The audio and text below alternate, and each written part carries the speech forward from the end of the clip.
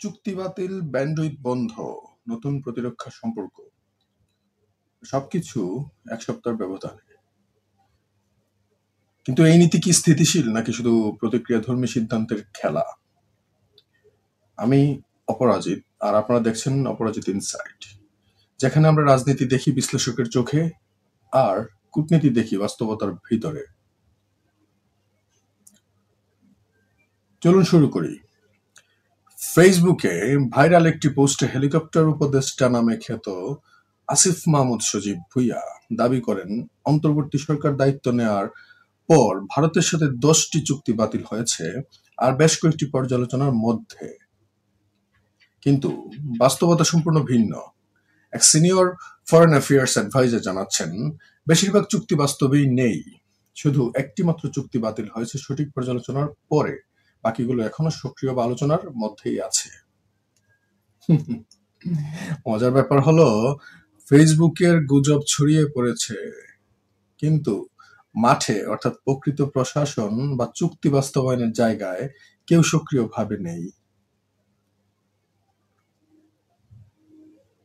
চলুন প্রকল্পগুলো দেখে আসি।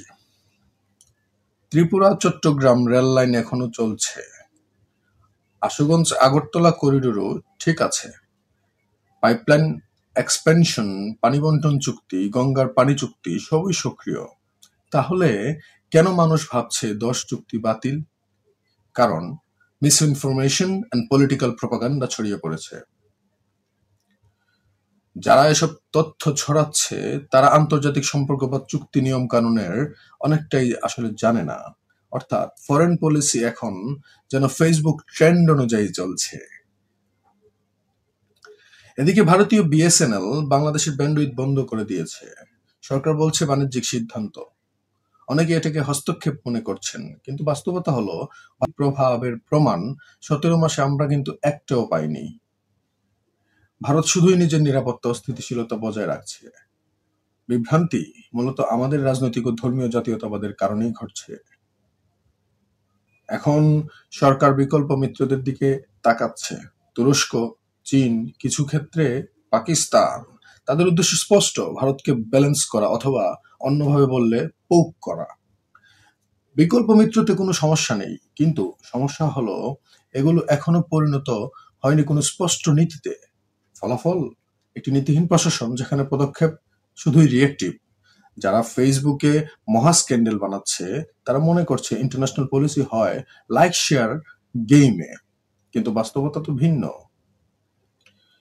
ধর্মীয় অন্ধত্ব, পলিটিক্যাল ইনসিকিউরিটি মিলেই জন্ম দিচ্ছে এন্টি ইন্ডিয়া সেন্টিমেন্ট, যেখানে ভারতের নাম মানে অবিশ্বাস, অন্যদিকে বিকল্প মিত্র মানে বিক্রি। বাস্তবতা হলো সরকারের ভারত সম্পর্ক এখনো কিন্তু শক্তিশালী। ফেসবুকে মিথ্যা ছড়ালেও প্রকল্পগুলো চলছে, এটাই সত্যি। তাহলে প্রশ্নটি স্পষ্ট, ভারত বিরোধিতা কি বাস্তব নীতি নাকি পলিটিক্যাল কনফিউশন এবং মিসইনফরমেশনের ফলাফল? একটি বিষয় পরিষ্কার, ভারত কোনো শত্রু নয়।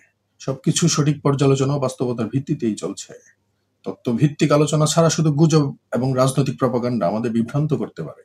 আজকে এই পর্যন্তই, দেখা হবে পরবর্তী কোনো প্রসঙ্গে। কমেন্টে জানান আপনি কি মনে করেন, এটি ভারতের কারণে বিভ্রান্তি নাকি আমাদের নিজেদের রাজনৈতিক ও ধর্মীয় অবস্থার ফলাফল? সাবস্ক্রাইব করে পাশে থাকুন। ধন্যবাদ সবাইকে।